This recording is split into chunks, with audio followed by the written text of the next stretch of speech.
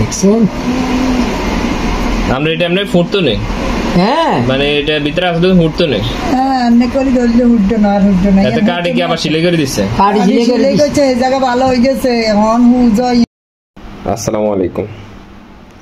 আজকে হঠাৎ আমার কাছে একটা পেশেন্ট আসছে, ওনার হাত ফোলা, হাত দিয়ে পুঁজ বের হয়। তখন আমি হিস্ট্রি নিলাম যে আপনার এখানে কি হয়েছে।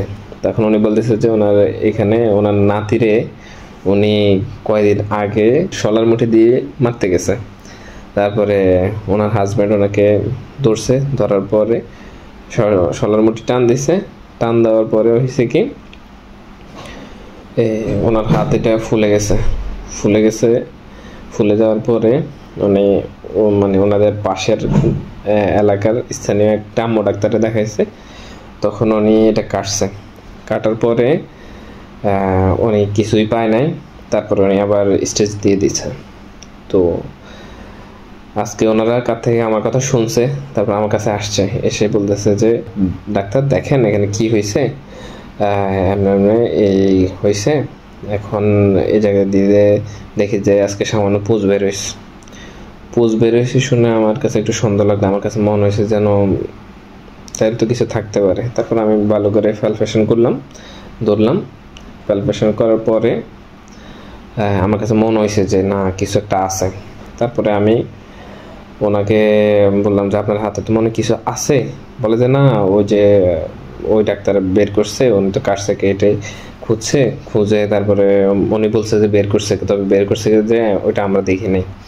তারপর উনি আবার সেলাই করে দিছে। আমি বলি যে না আপনারা এক্সরে করে নিয়ে আসেন।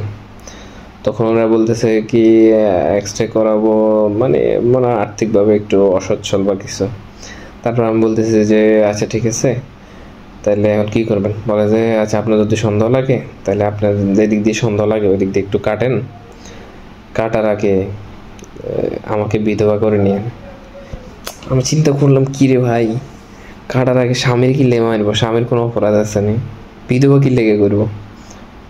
পরে বলছি যে ব্যবদা করে নিতে, মানে আমাকে গ্রামের বাসায় হলো যে ব্যবদা, মূলত হলো যে অবশ করা আর কি। আচ্ছা যাক, পরে বলছে আচ্ছা ঠিক আছে। তারপরে কি হয়েছে আপনারা দেখেন। তারপর দেখাটার পাশাপাশি আমি কিছু বলতেছি।